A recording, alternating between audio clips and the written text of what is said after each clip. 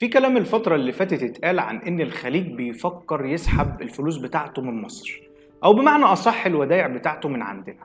إحنا النهاردة جايين نجاوب على التساؤل ده وبنتكلم بشكل واضح وصريح من غير تزويق للكلام، لأننا هدفنا إننا نخليكم معانا على التراك الصح. وبنفترض شوية أسئلة إن لو ده حصل والخليج سحب الودائع من مصر، إيه اللي هيحصل؟ في البداية ما تنسوش تدعمونا بلايك وشير وتعليقاتكم الجميلة اللي بتعبر عن آرائكم.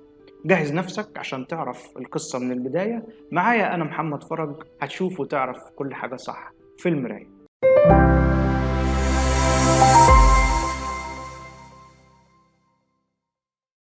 في البداية لازم نعترف إننا كمصر بنحب الخليج، والخليج بيحبنا، وهنفضل نحبه ويحبنا لغاية يوم القيامة.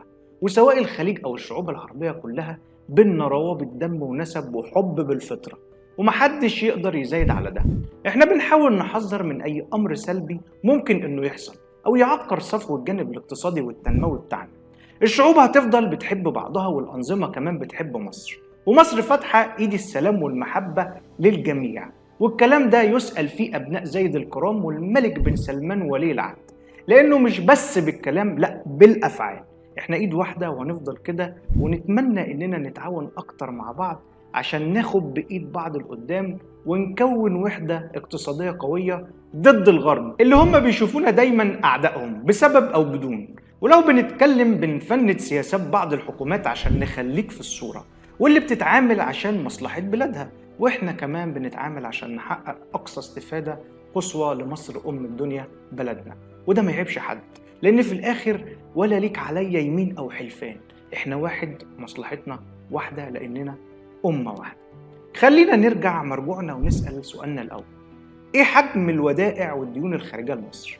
البنك المركزي المصري اعلن ان الدول العربية بتمتلك 25.1% من الديون الخارجية لمصر، وصندوق النقد الدولي بيمتلك 15% من الديون. وطبعا مصر مستنيها مواعيد لسداد ديونها، ده بجانب ان في 26.4 مليار دولار من الديون قصيرة الاجل وديون متوسطة وليلة كبيرة ساعات.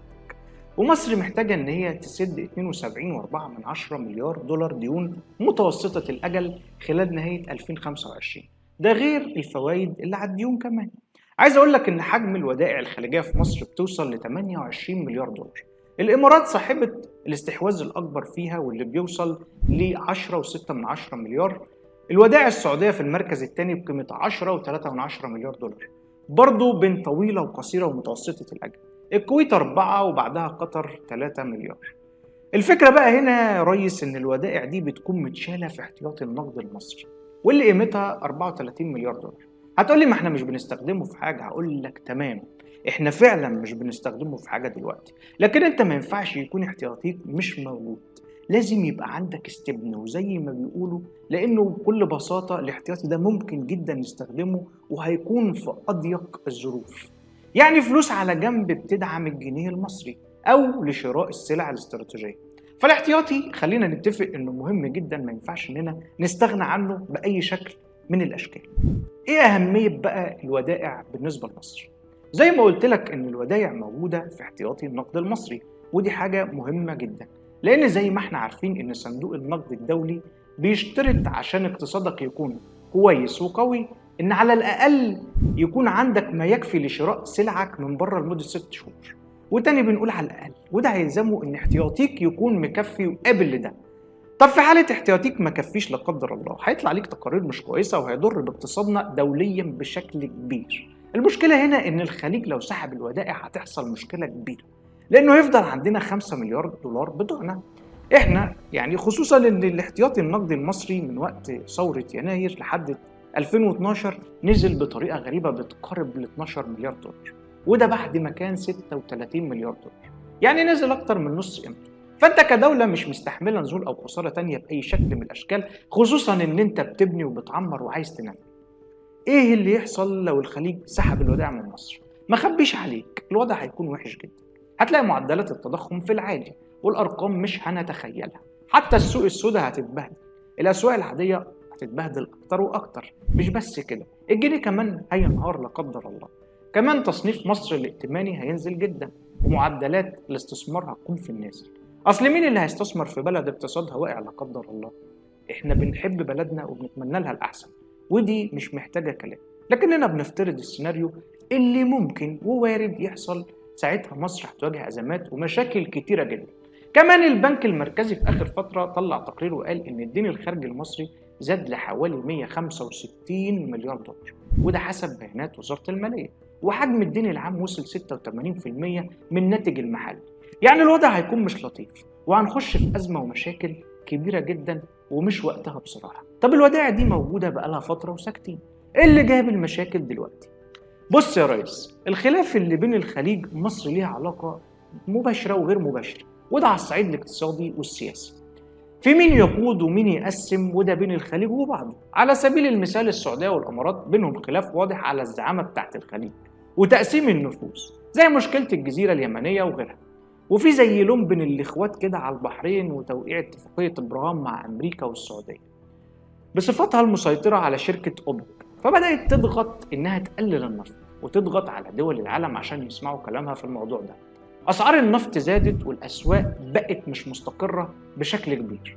السعودية بقرارها ده كده بتلعب أمريكا، بس الإمارات والكويت كان موقفهم غريب، وهو إنهم رفعوا إنتاجهم من النفط، فكده يعتبر بيضربوا خطة السعودية.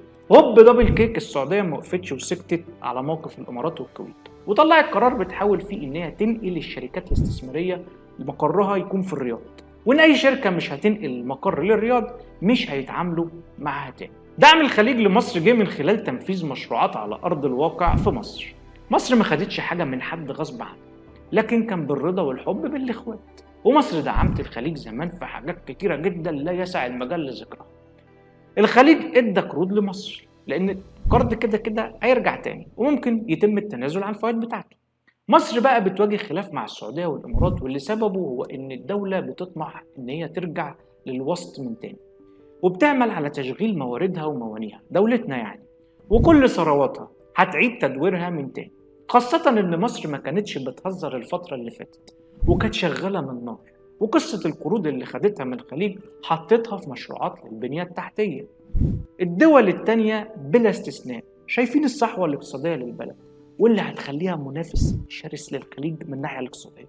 وطالما مصر بقت منافس ونزلت الملعب بعد ما الرئيس السيسي مسك زمام الأمور وجري بالبلد سبرنت كبير وقطع شوط رهيب ناحية المصلحة والصحة وكل الأمور الإيجابية اللي على أرض الواقع، مصر بتجري اقتصاديا وبتبني دولة جديدة بالأرقام عشان تحقق النهوض الاقتصادي الذي لا يتخيله عقل.